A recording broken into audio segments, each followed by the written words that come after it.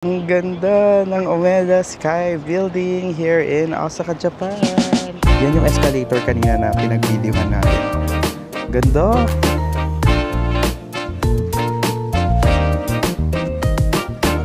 So, libre lang pumunta dito itong elevator na to. Ngayon, nandito tayo sa G. Ito siya. Model ng GU. So, dito kami kakain. So, here's our food. Grabe, totoong ramen na to. Ito na yung first ramen natin dito sa my Japan. Grabe, I love Japanese food. Ang sarap. Good morning mga ka-wonder. It's another day here in Osaka, Japan.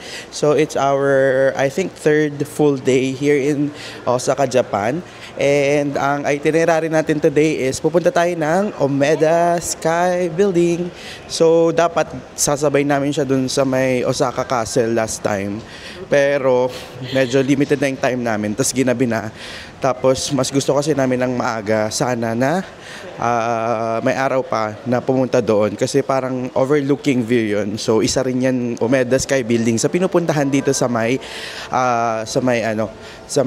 Osaka. So time check tayo, it's 9 AM and 9:30 pa naman nag-open yun. So sakto pa tayo.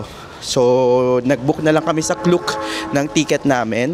Search nyo Omeda Sky Building and make sure na kapag i-book nyo sa Klook, use my code WonderJClook for up to 5% discount. So ngayon, andito tayo sa may Namba Station dito sa Osaka. So ang sasakyan natin, sinearch natin sa Google Maps is Red Line, Midosuji Line. So hanapin nyo lang yung Red Line. Ang ganda dito sa subway nila, may mga pa-painting silang ganyan, artworks. Tapos may mga restaurants din dito sa may subway. Ayan, Coffee Curry West. Tapos doon, wow, sushi. Ayan, may mga sushi sila. 11 PM pa. Ay, ganun. Ay lang, 11 PM close to 9 pa. PM. Ang daming mga kainan. Ay, parang ito yung napanood ko sa vlog na parang ang dami talaga nilang kainan dito. Pag nag-open siya. Galing. Dito din yung Huray eh. Yung Huray din nandun sa shopping ng Osaka. Oo. Oo. Yung inahaba ng mga Kasi ang dami pang close. Ito nga ata yung mga napanood ko. Uy, tempura. Dito na lang kaya tayo mag-lunch mamaya. Joke. Last full day na natin dito sa may Osaka. Kasi later, pupunta na tayo ng Kyoto. So mag-overnight tayo dun sa Kyoto. Ibang vibe na naman dun. Kasi dun yung parang medyo traditional side ng Japan. So mga nature trippings. Ulit doon. And yung mga old na parang mga houses nila doon, mapapakita natin. Arishimaya, bamboo, yung Torii Gates, ganyan. So doon tayo pupunta sa Kyoto. So andito na tayo sa Midosuji Lane. So bumili na tayo ng ticket. Ang ticket is 240 yen. So may mga ticketing booth naman doon. Lagi tayong bumibili. Hindi kasi tayo nakabili ng iCoca card na tinatawag nila. So ganito yung process ha. Ipasok nyo lang yung ticket nyo dito. Tapos kukunin nyo siya dito. Laging ganun. Pag may ticket kayong ganito, ipasok nyo dun sa pasukan ng ticket. Tapos yan mabubutasan siya. Oo. Tapos Google Maps lang yung gamit namin kapag nagna-navigate kami. Di ba dun? Tapos hanapin nyo lang yung platform 2 for Omeda. Tapos for double checking, review nyo yan. Nasa Namba tayo, papunta tayo ng Omeda. Ayan o, nakasulat din naman dito, Omeda, for Omeda. Ito na, yung train system ng Osaka, Japan. So, ang maganda kasi sa Google Maps, makikita mo dyan kung ilang minutes kung kailan dadating, ganyan. Tapos, meron din naman doon, parang may mga sign din dyan. Hi, ka-wonder! So, andito na tayo sa Omeda Station. Red line lang, isang line lang yung sasakyan nyo. So, ngayon is kakain na muna tayo. Bumili tayo doon sa may, Gote. Doon sa may bago tayo sumakay ng station, ng mga tinapay. Ayan o. Ay, may laman siya parang red bean. Bakit niya ba ito? Ano laman niya? Hindi ko alam eh. Itlog? Parang itlog na may halo. Or baka itlog na hindi luto. Ano ba yan? Yung ano lang, mild lang. First, masarap. Red bean. Masarap naman. From dito sa Omeda Station, mga 14 minutes walk pa yung Omeda Sky Building. So, update ko na lang kayo later. Naglalakad tayo ngayon dito sa parang overpass nila. At dito tayo sa may Yodobashi, sa gilid niya. Yodobashi Omeda. So, para siyang mall. Nakita ko ang daming pwedeng bilhin. Merong ABC Mart, may mga GU, Uniqlo. So, after natin sa Sky Building, try nating pasukin yan. Tapos, ang aesthetic pala dito sa may Omeda.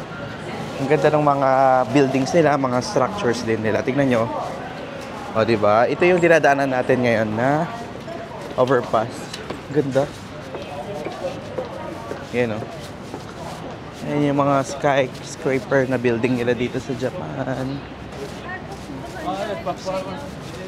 Ayan na yung Omeda Sky Building. Nakita na natin. Ganda. Ano yung deer? Yung nasa green? Picture ka dito. Ay, tignan mo yung green, oh. Ganda. Galing tayo dun sa may Osaka Station. Makikita nyo yung bear na green.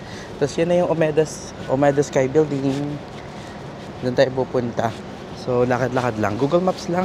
Ganda dito talaga. Parang nasa BGC ka na mas maluwag at mas malinis at mas malamig.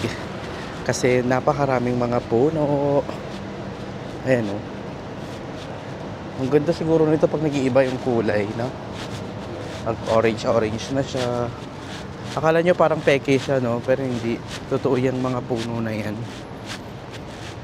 Taraw nyo na dito yung Omeda Sky Building. O, diba? Yung tawiran nila dito pwedeng pa diagonal, pwedeng pa straight. Ang galing. Ayan, tumatawid tayo sa gitna ng pedestrian. Na-vlog ko lang kasi amazing, diba? Parang not common sa pedestrian. Yung buong block. Next is sa may na tayo tatawid. Sa may famous na Shibuya Crossing. Sa mga susunod na vlog yun. Palapit tayo ng palapit. Ang laki niya sa pag sa malapitan na pala. Pag sa malayo parang maliit niya. Pag nandito ka na, tanaw mo na siya. Ang taas pala niya, oh. Look at that. Parang office din kasi siya. Ang ganda. Wow! Sobrang ganda niya. Tignan nyo, pagmasdan nyo mga ka-wonder, ang ganda ng Omeda Sky Building dito sa may Osaka, Japan. Ang amazing. Woo! Ganda ng structure. Finally. Woo! Ang ganda ng Omeda Sky Building here in Osaka, Japan. Ganito pala siya. Bali parang dalawang tower siya. Isa dyan, tapos may nagko-connect sa kanya. And another building pa dyan. Ganda. So nasa harap na natin ang Omeda Sky Building. Ayan siya. So, may ticket na tayong na-book sa Klook. Yun nga yung nasabi ko kanina. So, book nyo na lang sa Klook and make sure to use my code WonderJClook for up to 5% discount. Sayang din yung matitipid nyo. Pang shopping, pang kain nyo na lang dito sa may Japan. So, tara, pasok na tayo sa loob. So, dito tayo papasok sa Fan Plaza. Ito yung nila. Wait lang, para makita nyo. So, nasa number 1 tayo. Pupunta tayo ng 3rd floor. Paakyat ng 35th floor, tas nandun yung observatory ticket counter. Dito yung yung may magandang escalator. So tara. Pupunta daw tayo ng 3rd floor. Ayan, 3rd floor. So from dito sa 3rd floor, make sure na hanapin nyo yung para siyang overpass. Yung parang, ano bang tawag dito? Pakita ko na lang. Yung para siyang connecting na bridge. Ayan may connecting bridge yan. Ito, Kuchuten. Nasa 3rd floor tayo. Para makapunta tayo doon sa may escalator na maganda. Ito yung landmark nyo, Kuchuten. Ayan, pupunta naman tayo ng 39th floor. Kanina nandun tayo, di ba? Ayan, sa side na yan, sa baba. So ngayon, nandito naman tayo sa bridge.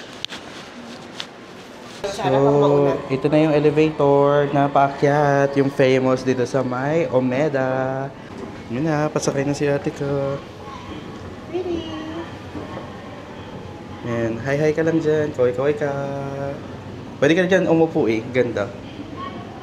Ayan o, andito na tayo sa elevator. So, libre lang pumunta dito itong elevator na to.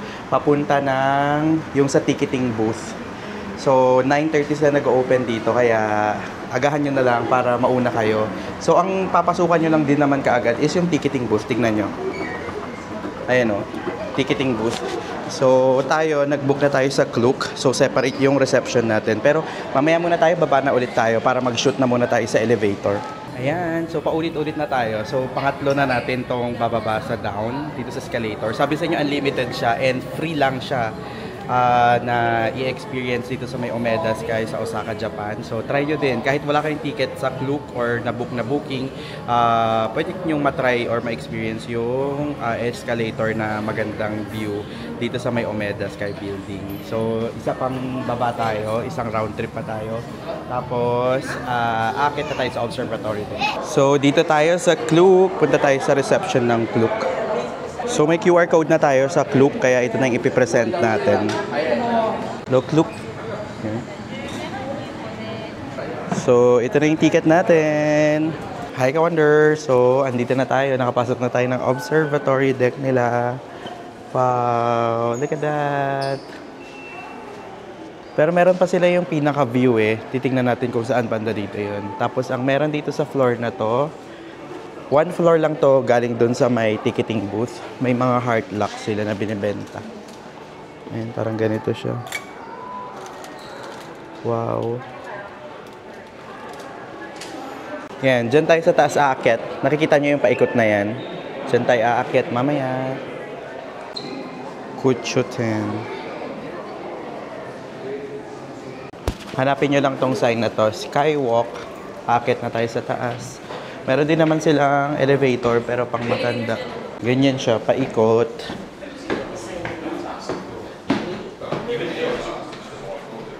Yun na.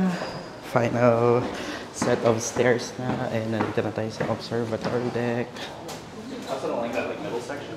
Bawal ang umbrella, bottles, and cans dito.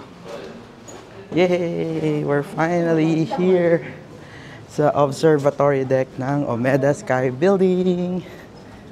Ayan siya. Init. Ganda. So, paikot siya.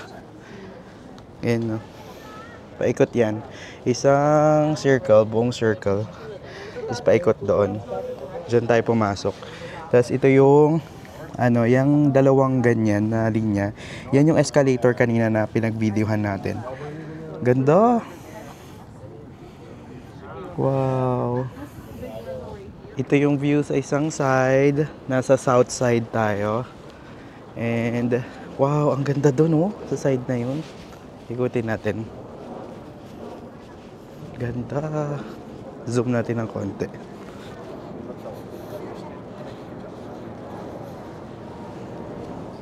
Ganda, may river sila dyan. Tapos parang may... Dito maganda mag-picture.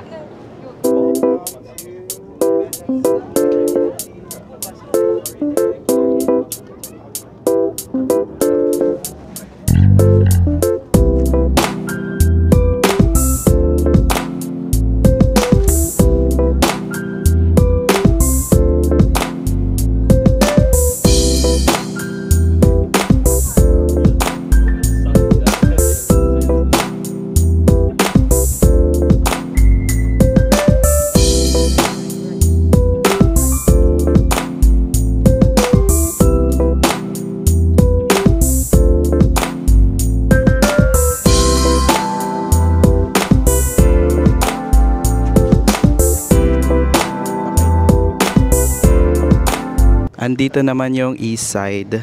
Ayan, dito naman yung east side ng Umeda Sky Building na view.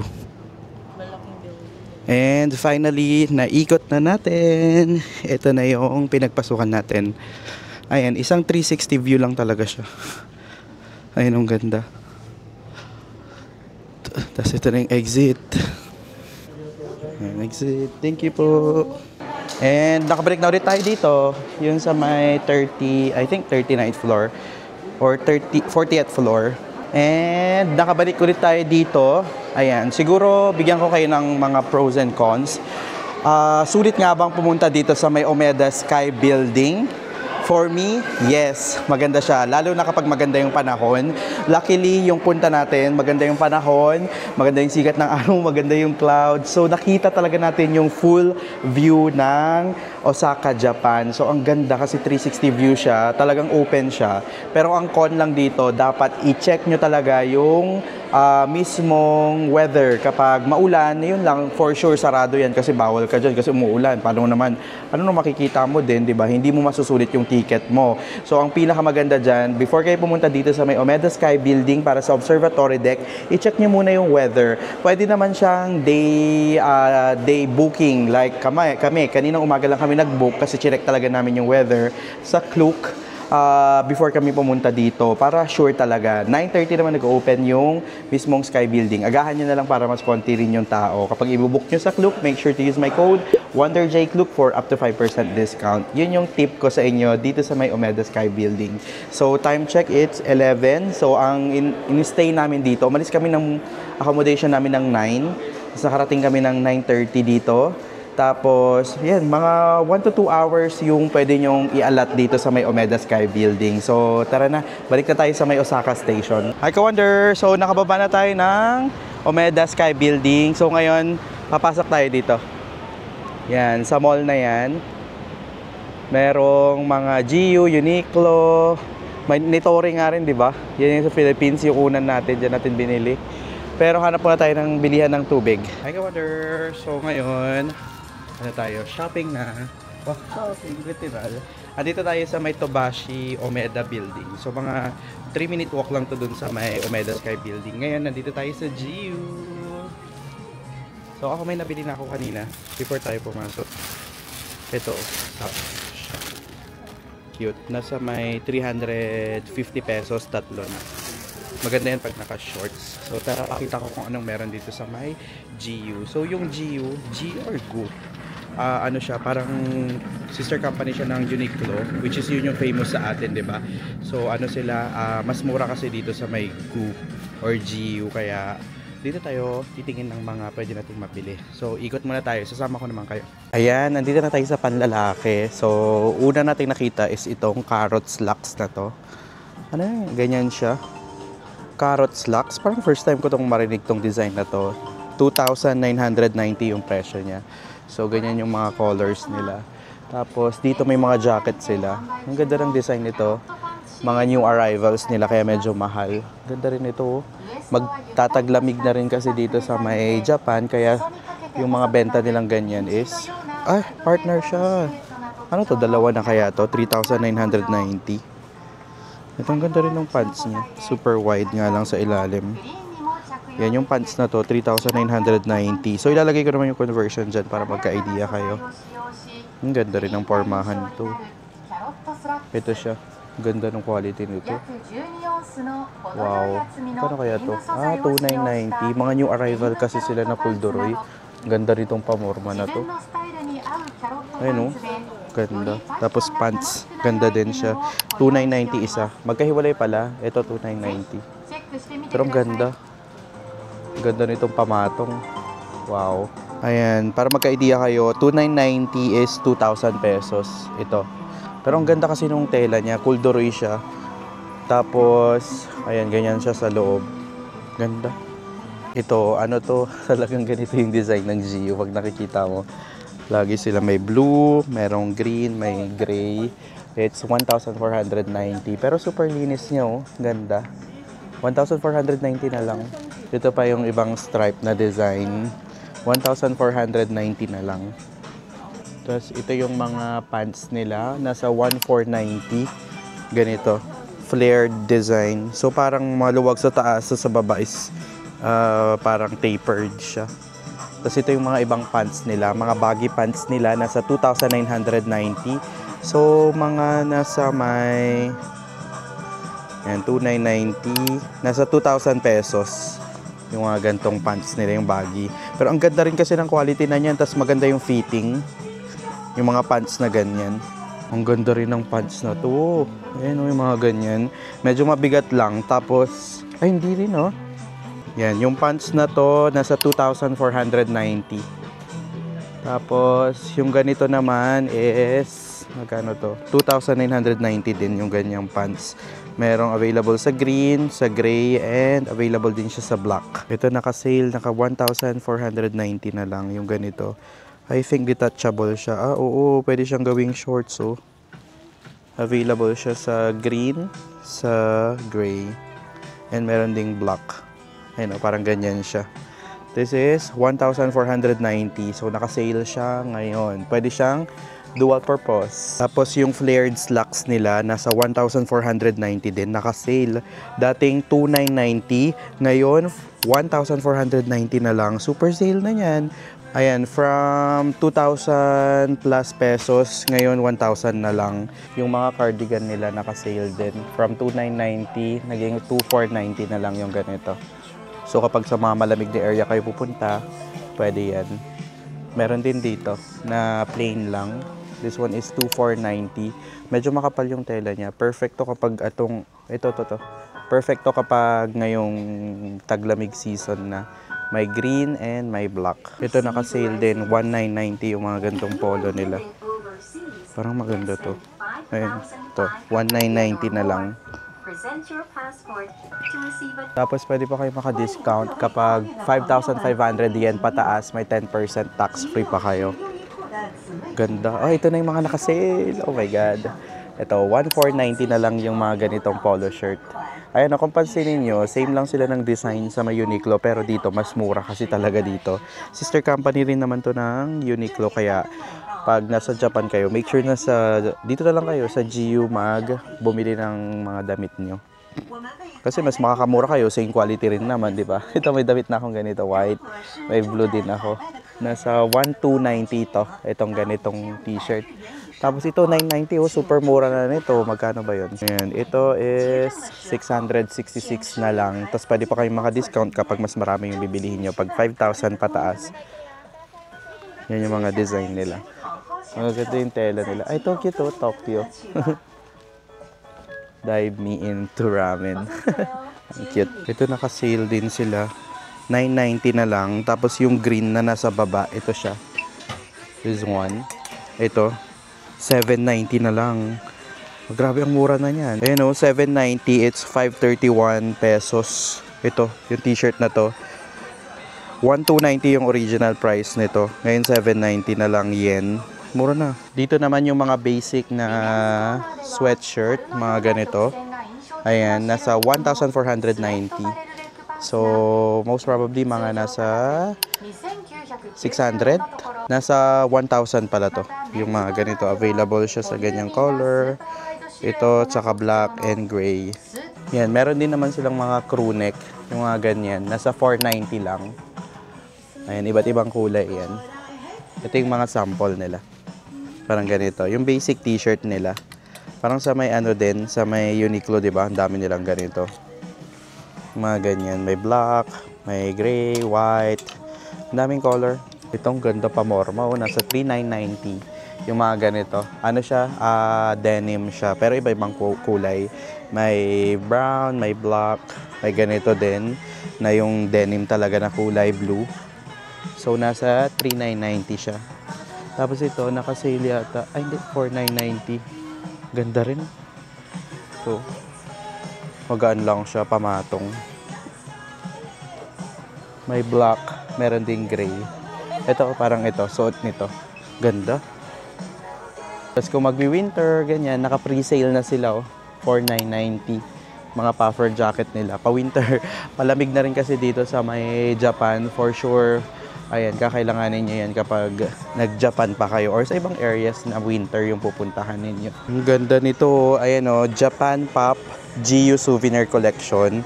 Ito kasi o, meron siyang Japan na ano, pang GU. Nasa, magkano ba to? 2,990. So, mga nasa 2,000 pesos. Ito yung design niya sa likod. Ayan, Yokosuka. Ganda din. Tapos may isa pang design eh. Ito. Ito, may parang mga tiger. Ganda. Parang Japan Pop GU souvenir siya. Ay, ganda rin ng puti ah. Pero medyo maano lang to. Madumihin. Ito, may gray din. Fairness, ang ganda. Tapos ito yung mga pants nila. Dito naman yung mga polo nila. Yung mga ganyan. Nasa 2,490. Ito. Mga classic. Magandang pamorma din yan. Mag-ano ka lang oh. Brown tsaka rubber shoes. Ang ganda na. Ito yung maganda sa mga GU, Uniqlo, ganyan. Madali silang pormahan. Ito na kasi 1,990 na lang. Ay, ang ganda ng polong to. Wow. Mura na yan. Tapos available din yung blue na ganito. Ito, titingin ako dito, parang maganda. Check natin to. Ayan. Check natin tong 1,990. May medium pa. Ba't panay small na? Ito medium or large. May large pa. Oh my God, wala nang. Dito pala sa baba. Ito, large. Oversize. Ito, 1,990. Check natin.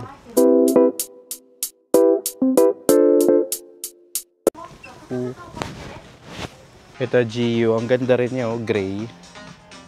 2,990 na lang. So mga nasa 2,000 pesos tong mga jacket na ganito. Ito, may available gray, ganitong gray and blue and black. Hoodie din siya. Parang gusto kong bumili kasi kapag nag-work ako sa labas. Super lightweight lang din niya. Gaan lang. Try nga natin. Ito, pag nag-work tayo sa labas, pwede nating i-testing. Ano ba ito? Small? Super lightweight lang kasi. Ganda. Ang sarap sa ano, pakiramdam. Pero medyo maliit siya for me. This is small. Yeah, maganda to kapag ano, naka-plain shirt ka lang. Gaan. Ang gaan sa feeling. Ano? Try natin yung medium. Ang sarap niya sa feeling. Try natin yung medium. This one's medium.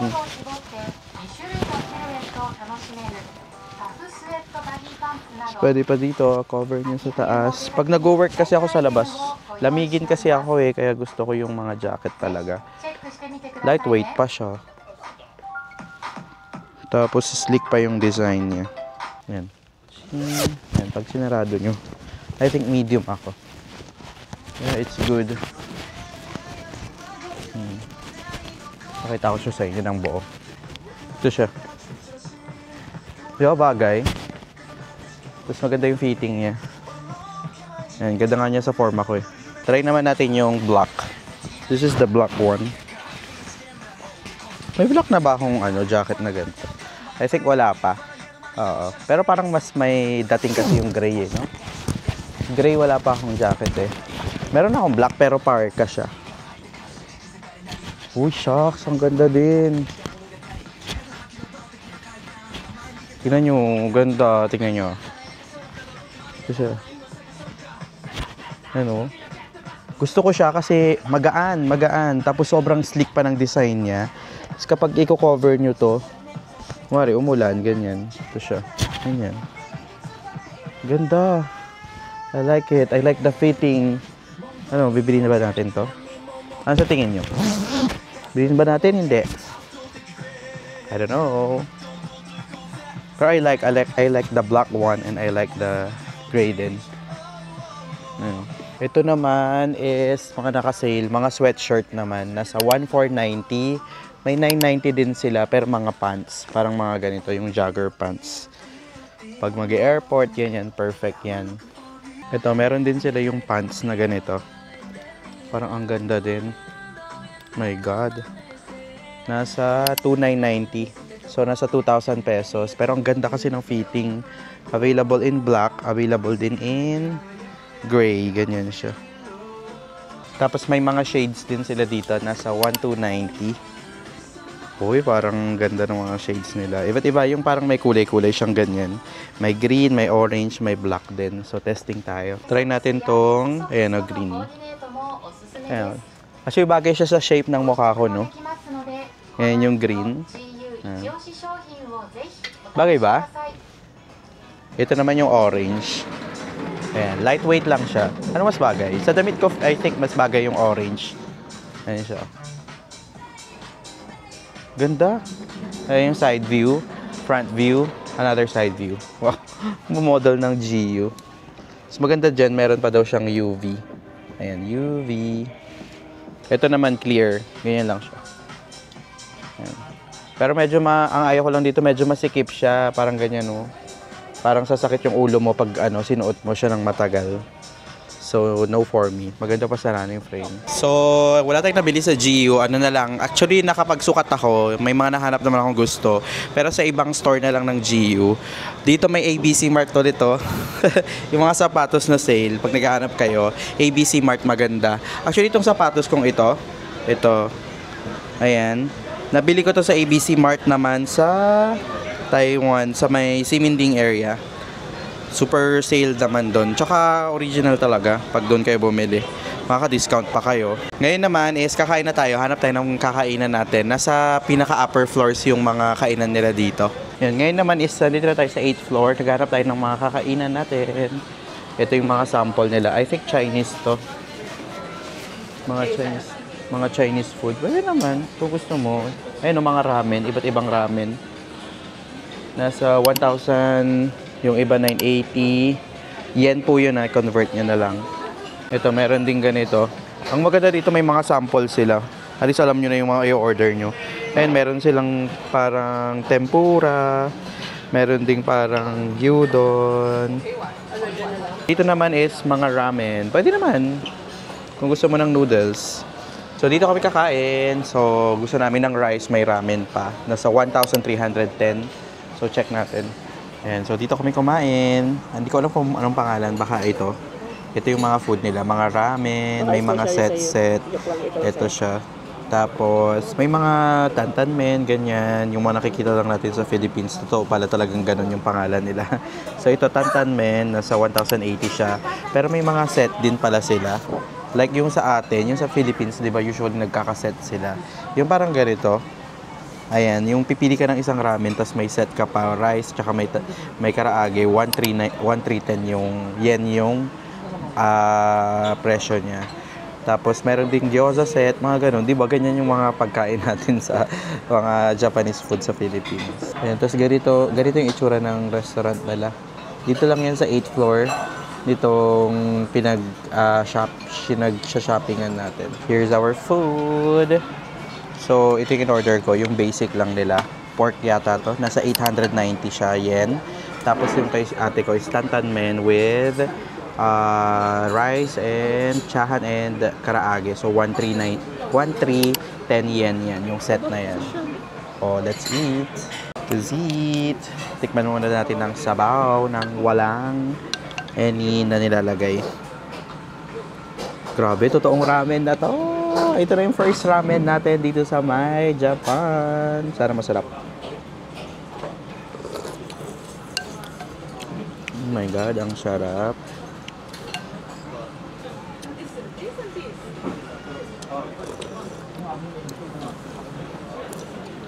Grabe.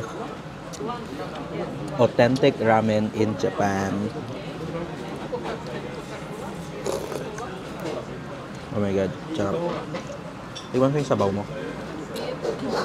Manghang. Ayan, tikman naman natin yung sasabaw ng tantanmen.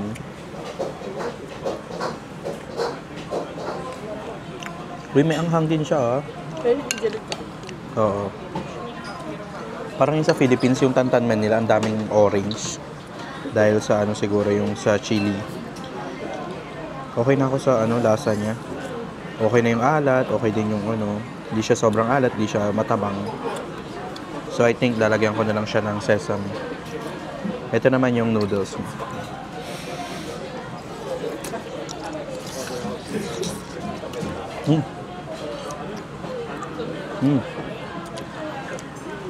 Perfect to, gutom na gutom kami eh.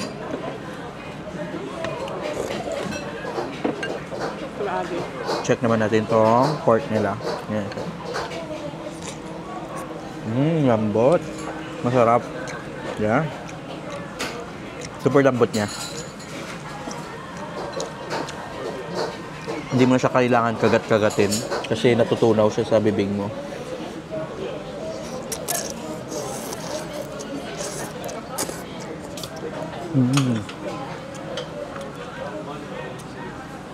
Naalala nyo si Dragon Ball, si Goku. Pag kumakain sila ng mga noodles nila with sound daw. Kapag with sounds, ibig sabihin, parang natutuwa pa yung chef na masarap yung kinakain niyo. Parang gano'n. Sarap. Try naman natin yung karaage. Ito yung karaage naman nila. Ayan siya.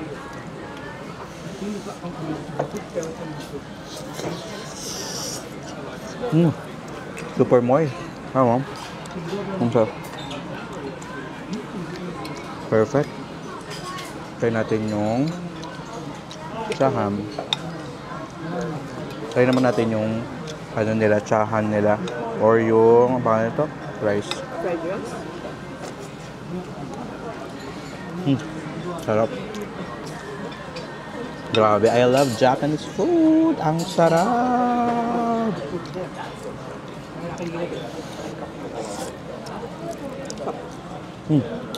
Good.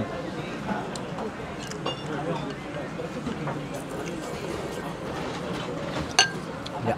Tapos na kaming mag-lunch. In fairness, ang mura. Nasa 950 yung total namin. So, dalawa na kami. So, imagine nyo yun. Sabi mo, Parang tatlo na yung... oh, good for 3 na yun eh. Tsaka ang lalaki na ng ramens nila. Tsaka may rice na, may karaage pa, dalawang ramen. Eh, big serving sila. Pwede kayo pag siguro hindi kayo matakaw, pwede na kayo doon kumain.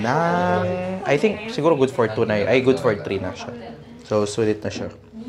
Hi, ka-wonder. So, finally, nakabalik na tayo ng accommodation natin. So, kukunin lang natin yung iniwan nating bagahe natin dyan. Yan yung maganda rin dito sa mga hotels dito. Pwede nyo iwan yung mga gamit nyo. Pag kumari, gagala kayo or pa-check out na kayo, tapos gagala pa kayo. So, yun yung perfect na gawin. So, anyway, recap natin yung nangyari ngayon. Pumunta tayo ng Umeda. So, in fairness, naibot din natin yung, makaikot tayo kahit half day lang sa may Umeda area. So, dalawang areas kasi yung pwedeng pag-stayan dito sa may, yung pinakamadalas na pinag-stayan. Isa is Umeda, pangalawa is yung Nambaw. Yung Namba, ito yung, nandito yung Glico, Dotonbori, Shinsaibashi, tapos kung nasaan tayo ngayon. So, maganda rin na na-explore din natin yung other side, which is yung Umeda. Tapos, akyat pa tayo dun sa Umeda Sky Building. Ganda rin. Puntahan nyo yun kasi sulit din. Tawag dito, pwede kayo mag-explore dun sa mga, yung pinunta nating mall, Umeda na tower, yung nakasulat doon eh. Nandun yung GU, pwede kayong mag-shopping, pwede rin kayong mag-food trip, sarap. Tapos, napakita ko naman kung paano pumunta doon. Pabalik, same lang, red line lang din yung sasakyan nyo, Umeda to Namba. Nasa 240 yen yung bayad for the pamasahe. So, ayan, after nito is pupunta na tayo ng Kyoto. So, yun na yung next vlog natin. So, sana nag-enjoy ka sa video na ito mga ka-wonder. Hit mo na lang yung like button and also subscribe ka na rin para sa mga travel guides, travel tips, and budget travel hacks. This is Wonder J saying bye-bye mga ka-wonder and see you sa next vlog.